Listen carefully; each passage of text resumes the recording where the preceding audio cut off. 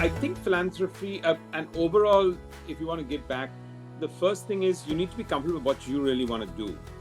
Now, you can always say there's a need, but you need to feel that that's what I want to do. So we chose that we wanted to work in rural India versus urban.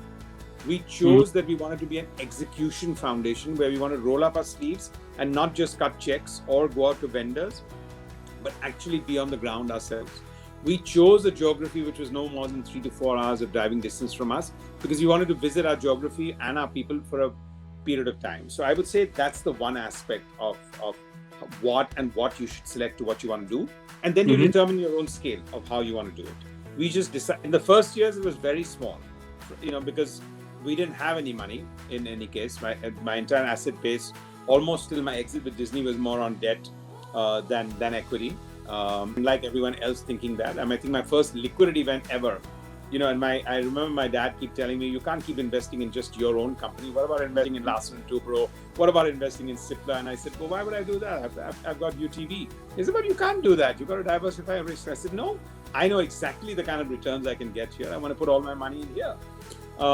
So that's your mentality at that kind of approach. So I think you need to be clear about what you want to do and how you want to give back.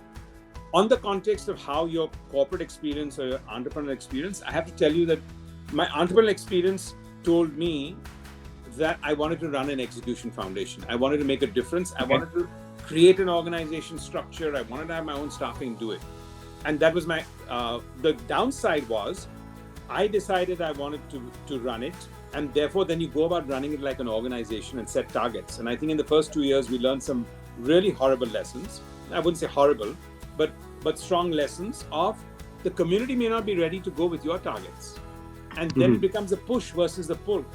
And so in rural, and when you're doing philanthropy, targets are important, but they don't matter so much because I can thump on the table and say, listen, we had planned to do 500 toilets this month, but we did only 393. And how come? But the fact of the matter is, if I don't have a buy-in on the community, they don't contribute their 10 or 15% or do their shramdan to do it, the probability of them using the toilet later on can backfire on you more. And what you'll have is a storage space and not a toilet. And therefore, it won't be an open defecation village free, which is what was our own objective. So I think that was the big learning for us, that building trust and seeing that they have a buy-in, especially, so they're your consumer. So it's like you're going out there and trying to say, I'm going to produce my entire factory and put it out there on the shelves and people will buy it. No, the consumer will decide they're going to buy it. So I think that was a learning for us in our first 3 years of Swades at the scale model, which I think we've now changed, and everything is led through our village development committees.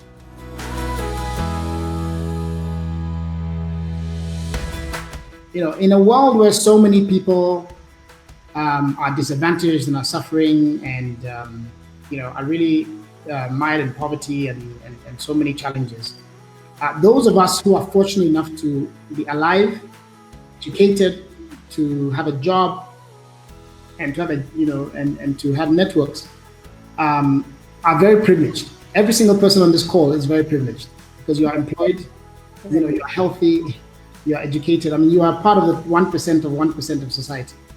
So the point I was making is that the only way you can justify your privilege is by using these opportunities that you have had to serve others and to create opportunities for others.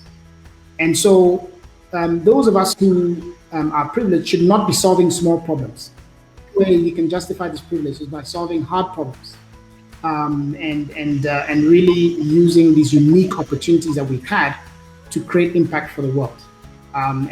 So how do you motivate people to solve hard problems? I think it's really about getting people to recognize that the hardest problems to solve are also the most fulfilling. And it really gives you clarity about why you were put on earth. If you're doing something that's really meaningful and purposeful, then the going might be tough, but the end result is phenomenal. It's the greatest feeling in the world.